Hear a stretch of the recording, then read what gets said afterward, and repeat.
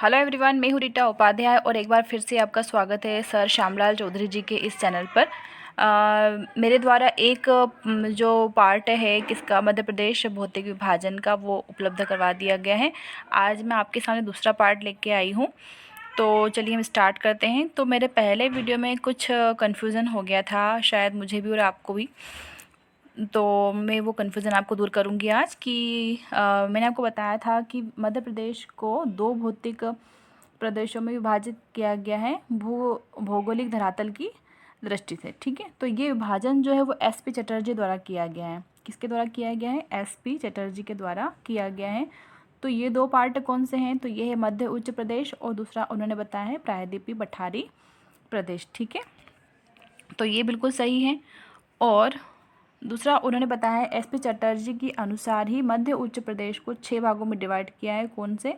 मालवा का पठार, मध्य भारत का पठार, बुंदेलखंड का पठार, रीवा पन्ना का पठार और विंध्याचल।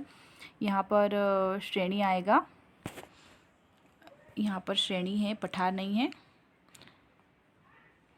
ठीक है, तो ये विंध्याचल की श्रेणी और एक है नर्मदा सोन घाटी। तो ये 6 भागों में एसपी चटर्जी के द्वारा विभाजन किया गया है। तो इस प्रकार से टोटल मध्य प्रदेश का डिवीज़न जो है वो 7 पार्ट में हो गया, क्योंकि मैं आपको एक पार्ट वो ऊपर वाला बताना भूल गई थी। कौन सा? प्रायद्वीपीय पठारी प्रदेश का। ठीक है, तो मध्य उच्च प्रदेश के 6 पार्ट हो गए और प्रायद्वीपीय पठारी प्रदेश के 1 पार्ट हो गया। तो टोटल मिला के 7 पार्ट इसके हो जाते हैं मध्य प्रदेश के भौतिक विभाजन के। और अगर मुख्य रूप से एसपी चटर्जी को यदि हम छोड़ दें उनके नाम को, और अगर इसी तरह से अलग देखें कि मध्य प्रदेश कितने रूपों में विभाजित है, तो मुख्य रूप से यह 3 भागों में पहले तो विभाजित करेंगे इसको। कौन कौन से? ये ऊपर का जो पूरा एरिया नर्मदा सोन घाटी से लेकर के ऊपर का मध्य भारत का पठार है ना, ये सारा जो पार्ट आ जाता है वो आ जाता है मध्य उच्च पठार में। दूसरा पार्ट हो जाता है सतपुड़ा श्रेणी वाला और तीसरा पार्ट हो जाता है बघेलखंड के पठार का। ठीक है, मुख्य रूप से ये 3 भागों में डिवाइड है। आप ये ध्यान से सुन लीजिए। उसके बाद जो है जो मध्य उच्च पठार है, कौन सा? मध्य उच्च पठार। ठीक है, तो मध्य उच्च पठार जो है वो फिर डिवाइड है 5 भागों में। देखिए कौन कौन से? ये मध्य भारत का पठार, ये बुंदेलखंड का पठार, ये रीवा पन्ना का पठार, 3 हो गया। ठीक है, और ये चौथा मालवा का पठार और ये नर्मदा सोन घाटी। ये 1, ये 2, ये 3, ये 4 और ये नर्मदा सोन घाटी वाला हिस्सा 5। ठीक है, तो मध्य उच्च पठार का यदि आपसे पूछें तो आपको क्या बताना है कि 5 पार्ट में डिवाइड है। और अगर यदि वो एसपी चटर्जी के अनुसार पूछें कि एसपी चटर्जी ने मध्य उच्च पठार को कितने भागों में डिवाइड किया है तो आपको उसमें 6 लगा के आना है। और यदि इसी तरह से पूछे कि मुख्य रूप से मध्य प्रदेश कितने भागों में डिवाइड है तो उसको बताना है 3 भागों में। और यदि पूछे कि मध्य प्रदेश के कितने भौगोलिक उपभाग हैं तो आपको पूरा 7 पे टिक मार्क करके आना है। कितने हो जाएंगे फिर? ये 5 तो ये हो गए, ये हो गया 6 और ये सतपुड़ा वाला भाग हो गया 7। ठीक है, तो मुख्य रूप से मध्य प्रदेश 7 भागों में डिवाइड है। और सॉरी, मुख्य रूप से नहीं, भौतिक विभाजन की दृष्टि से वो 7 भागों में डिवाइड है। मुख्य रूप से 3 भागों में डिवाइड है और मध्य उच्च पठार जो है वो 5 भागों में डिवाइड है। ठीक है, तो ये कन्फ्यूज़न आपका दूर हो गया। चलिए अब आगे बढ़ते हैं। अब मैंने आपको एक पार्ट पहले ही उपलब्ध करवा दिया था, तो उसमें मैं आपको फटाफट आपको एक रिवीजन करवा देती हूँ। ठीक है, तो सबसे ज़्यादा भाग हमारा जो है मध्य प्रदेश का वो मालवा पठार के अंतर्गत आता है। ये जो मालवा पठार है इसके अंतर्गत आता है। ठीक है, मालवा पठार के उत्तर पूर्व में क्या स्थित है? मध्य भारत का पठार स्थित है। और मालवा के पठार के उत्तर पूर्व में ही बुंदेलखंड का पठार स्थित है। और रीवा पन्ना का पठार की स्थिति भी यही है, क्योंकि ये सारी इसकी साइड अगर देखें तो ये उत्तर पूर्व की साइड ही हो जाते हैं सारा चीज़, है ना।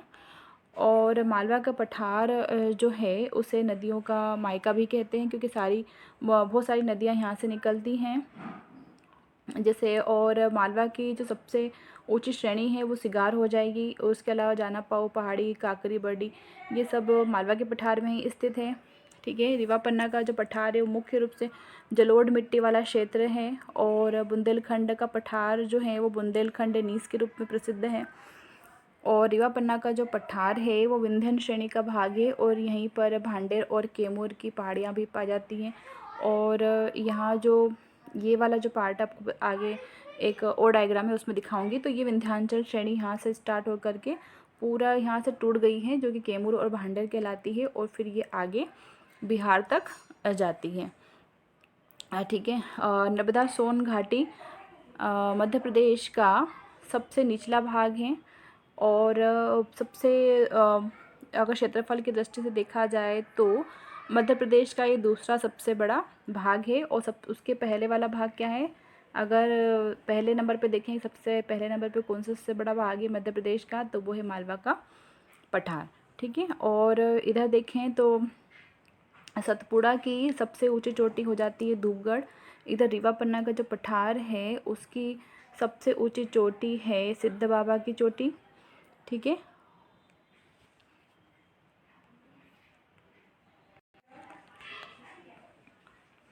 देखिए ये जो डायग्राम है ये ज़्यादा अच्छा है। इसमें मैं बताती हूँ आपको। ये जो दिख रहा है पथरीला भाग ये पूरा, तो ये है विंध्याचल श्रेणी। और ये विंध्याचल श्रेणी यहाँ से टूट करके दो भागों में फिर डिवाइड हो गई है, तो ये कहलाती है भांडेर और इसका ही टूटा हुआ भाग ये वाला कहलाता है कैमूर। ठीक है। तो ये विंध्याचल वाला भाग निकल करके पूरा इधर बिहार तक जाता है आगे। और ये जो कैमूर और भांडेर वाला रीजन जो है वो रीवा पन्ना के पठार के अंदर आता है। और कैमूर और भांडेर जो है वो नर्मदा और गंगा के बीच जल विभाजन का कार्य करती हैं, क्योंकि यहाँ से जो है इस साइड से हमारा गंगा यमुना नदियाँ बहती है, उसका बेसिन बहता है। तो हमारी अधिकतर जो नदियाँ हैं वो इसी गंगा बेसिन का भाग हैं, क्योंकि सारी नदियाँ निकल करके किस में मिलती है, गंगा का जो बेसिन है उसी में मिल जाती हैं। इसीलिए यह मेन है हमारे मध्य प्रदेश में गंगा यमुना बेसिन। और आप देखेंगे कि यहाँ पर इस साइड अरावली की पहाड़ियाँ स्थित हैं। और ये वाला जो पोर्शन है मध्य प्रदेश का दक्षिणी भाग कहलाता है। हाँ, और सतपुड़ा का देखेंगे कि सतपुड़ा में यहीं पर है, मतलब कौन सा धूपगढ़ है। ये देखिए धूपगढ़ यहाँ पर लोकेट किया गया है, धूपगढ़ है। और ये मैकाल पर्वत यहाँ पर है। ठीक है। और यहीं से मैकाल पर्वत पे ही क्या स्थित है, अमरकंटक स्थित है। यहीं से हमारी नर्मदा नदी और सोन नदी निकलती हैं। तो चलिए अब हमारा क्योंकि रीज़न ख़त्म होता है। और अगर यदि और आपको अच्छे डिटेल में जानना है इसके बारे में तो आप पहला वीडियो देख सकते हैं। जो थोड़ा सा कन्फ्यूज़न वाला पार्ट था वो भी मैंने आज क्लियर करवा दिया है कि मुख्य रूप से मध्य प्रदेश 3 भागों में डिवाइड है। और टोटल यदि भौतिक प्रदेश उसके पूछे तो आपको 7 भौतिक प्रदेशों पर टिक मार्क करके आना है। ठीक है। चलिए अब आगे बढ़ते हैं।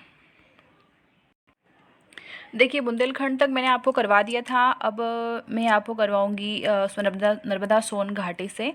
तो नर्मदा सोन घाटी जो है मध्य प्रदेश के पूर्वी तथा पश्चिमी भाग में स्थित है ना। सबसे पहले तो ये आप देख लीजिए कि उसकी स्थिति क्या है। तो मध्य प्रदेश के पूर्वी और पश्चिमी भाग में स्थित है।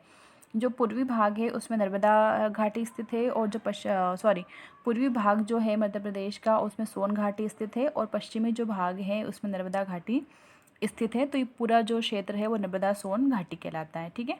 अब नेक्स्ट है कि मध्य प्रदेश का सबसे निचला भाग है। अगर आपसे प्रश्न पूछा जाता है कि मध्य प्रदेश में सबसे निचला भाग कौन सा है, तो आपको नर्मदा सोन घाटी लगा के आना है, क्योंकि ये नीचे वाले भाग से मतलब यहाँ का भाग नहीं पूछ रहा है, ये गहराई वाला भाग पूछ रहा है। जैसे कि मध्य प्रदेश जो हमारा ये है ना, तो ये यहाँ पर हो जाएगा मध्य भारत का पठार। और यहाँ पर सतपुड़ा रीजन है।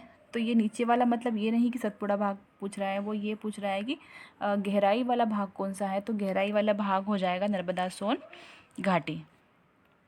तो ये आपको नहीं भूलना है, इसको आप अंडरलाइन कर लेना कि सबसे निचला भाग नर्मदा सोन घाटी है। और यह अत्यंत सक्रिय एवं लंबी घाटी है। नर्मदा घाटी में ही जो है चूना पत्थर व कोयला पाया जाता है। आगे बढ़ते हैं। तो ये देखिए यहाँ पे डायग्राम भी मैंने लगा रखा है। ये पूरा जो सक्रिय दिख रही है नाली जैसा आपको, तो ये नर्मदा सोन घाटी है। अब है प्रायद्वीपीय पठारी प्रदेश। ठीक है। तो प्रायद्वीपीय पठारी जो प्रदेश है वो उसका जो उत्तरी भाग है वो दक्कन का पठार कहलाता है। क्या कहलाता है? ऊपर का जो भाग होता है वो कहलाता है दक्कन का पठार। और फिर ये जो नीचे वाला भाग है दक्कन के पठार का, तो ये भी प्रायद्वीपीय पठार का ही भाग है। और फिर इसे दो भागों में डिवाइड किया है। कौन सा? एक तो सतपुड़ा मेकाल श्रेणी और एक है बघेलखंड का पठार। अब सतपुड़ा देखिए यहाँ पर बताया है इन्होंने, मैंने आपको पिछली बार पर करवाई दिया था कि ये जो है सतपुड़ा का पठार हो जाता है, सतपुड़ा मेकाल श्रेणी, और ये है इधर पूर्व की साइड बघेलखंड का पठार। और इसका जो उत्तर का बता रहे हैं कि ये भी दक्कन ट्रैप का भाग है और ये नीचे वाला भी दक्कन ट्रैप का ही भाग है ना। तो ये वाला जो उत्तर का बताया है कि ये मालवा का पठार इसे कहते हैं, दक्कन ट्रैप कहते हैं, और नीचे वाला भाग जो है वो सतपुड़ा मेकाल श्रेणी कहलाता है। किसका? प्रायद्वीपीय भारत का पार्ट। और आगे चलते हैं सतपुड़ा मेकाल श्रेणियाँ। ठीक है, अब इसको भी देख लेते हैं हम कि सतपुड़ा श्रेणी कहाँ स्थित है। तो सतपुड़ा अलग है और मेकाल अलग है। ठीक है, दो नाम इसमें अलग अलग को ज्वाइन करके सतपुड़ा मेकाल श्रेणी कहते हैं। तो सतपुड़ा श्रेणी की स्थिति देखें तो ये दक्षिणी मध्य प्रदेश में पश्चिमी सीमा के पूर्व में स्थित है। कहाँ स्थित है? दक्षिणी मध्य प्रदेश में पश्चिमी सीमा के पूर्व में स्थित है। अगर देखें तो यहाँ पर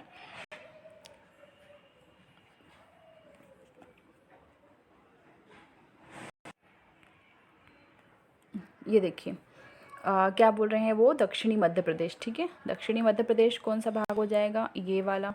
ठीक है, उसकी पश्चिमी सीमा ये वाली हो जाएगी और उसके पूर्व में स्थित है, मतलब ये जो पार्ट हो जाएगा ये पूर्व में स्थित है। तो यहाँ सतपुड़ा यहाँ पर स्थित है। और क्या बताया उन्होंने कि निर्माण सतपुड़ा का जो निर्माण है वो प्री कैम्ब्रियन काल में हुआ है। और सर्वोच्च चोटी जो है इसकी सतपुड़ा की वो धूपगढ़ है, जो कि महादेव पर्वत पर स्थित है। और धूपगढ़ जो है वो हमारे मध्य प्रदेश का सबसे हाईएस्ट पॉइंट है। और सबसे निचला अगर क्षेत्र पूछें तो वो क्या कहलाएगा? वो कहलाएगा नर्मदा सोन घाटी। ठीक है, इसके अलावा काली भीत है ये एक्चुअली, ये वाला जो है वो काली भीत है, मिसप्रिंट हो गया है, काली भीत है। इसके अलावा काली भीत, बिजलगढ़ और बड़वानी के जो पहाड़ियाँ हैं और वो भी सतपुड़ा श्रेणी के अंदर ही आती हैं। और बड़वानी में एक बहुत ही धार्मिक पर्यटन स्थल है, कौन सा? 52 गजा, तो वो भी इसी श्रेणी का पार्ट है।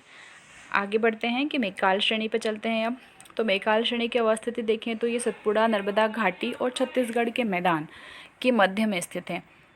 देखिए ये पूरा बघेलखंड जो है ये वाला पोर्शन है, तो ये सतपुड़ा, नर्मदा घाटी और इधर के साइड आ जाता है छत्तीसगढ़। ठीक है, तो ये इन सब से घिरा हुआ है और इनके मध्य में स्थित है। ये इसकी स्थिति है बघेलखंड की। और इसका निर्माण भी कब हुआ है? प्री कैम्ब्रियन काल में ही हुआ है। और इसके अंतर्गत मेकाल श्रेणी के अंतर्गत सतपुड़ा और मेकाल श्रेणी, सतपुड़ा, ये जो सारे जो शहर ज़िलों के नाम बताए हैं मैंने यहाँ पर, तो ये सारे नाम सतपुड़ा और मेकाल श्रेणी के अंतर्गत आते हैं, न कि सिर्फ मेकाल श्रेणी में। ठीक है, तो छिंदवाड़ा, बुरहानपुर, सिवनी, बैतूल, मंडला, बालाघाट, खरगोन, खंडवा, बड़वानी, झाबुआ, तो ये सारे सतपुड़ा मेकाल श्रेणी के प्रमुख नगर हैं। अब देखिए सबसे ऊंची चोटी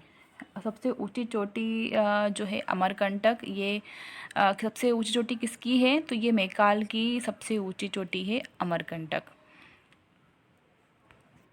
ये यहाँ पर। ठीक है, ये वाला साइड जो है ये मेकाल श्रेणी के अंदर आता है और यहीं पर अमरकंटक स्थित है, और जो कि सोन और नर्मदा, जोहिला, रिहंद का उत्पत्ति स्थल कहलाता है। अब ये बघेलखंड का पठार, और इसे पूर्वी पठार भी कहते हैं, क्योंकि अगर आपने देखा होगा डायग्राम में तो सबसे बिल्कुल पूर्व की साइड स्थित है ये, इसलिए इसे पूर्वी पठार भी कहते हैं। और यही इसकी स्थिति भी है कि मध्य प्रदेश के उत्तर पूर्व में स्थित है। ठीक है, और निर्माण जो है इसका ये गोंडवाना शैल समूह के अलावा धारवाड़ क्रम की चट्टानों से भी हुआ है। मतलब यहाँ गोंडवाना शैल समूह के अलावा धारवाड़ क्रम की चट्टानें भी मिलती हैं। और प्रदेश के प्रमुख कोयला जो क्षेत्र हैं वो इसी क्षेत्र के अंतर्गत आते हैं, और इसकी प्रमुख नदी है सोन नदी। ठीक है, ये बघेलखंड का पठार यहाँ पे दिख रहा है आपको। अब एक प्रश्न ये है कि मैं दिखाती हूँ आपको कि हाँ, मध्य उच्च प्रदेश का कौन सा भाग मध्य उच्च प्रदेश में नहीं आता। तो ये वाला जो बघेलखंड है वो मध्य उच्च प्रदेश में नहीं आएगा, क्योंकि ये एक अलग पार्ट है। ठीक है, ये किसका पार्ट है? ये प्रायद्वीपीय पठारी प्रदेश का पार्ट है और ये मध्य उच्च प्रदेश में नहीं आता, क्योंकि मध्य उच्च प्रदेश का क्षेत्र कौन सा हो जाएगा? ये पूरा बघेलखंड को छोड़कर ऊपर ऊपर का सारा मध्य उच्च प्रदेश में आ जाएगा। ठीक है, चलिए अब आगे हम मध्य प्रदेश के प्रमुख पर्वत पढ़ेंगे। तो आप लोग पढ़ के आइएगा हो सके तो, और आपको ये चलिए अब आप पढ़ के आइएगा हो सके तो, ताकि आपको और अच्छे से समझ में आएगा। और देखिए, गलतियां सबसे हो जाती है, कोई भगवान तो है नहीं हम लोग। ठीक है, तो आप थोड़ा नज़रअंदाज कर दिया कीजिए, और अगर अच्छा है आप सजेशन दे देते हैं कि हाँ यहाँ पर आपकी गलती हुई है, तो अच्छा लगता है पढ़ के भी।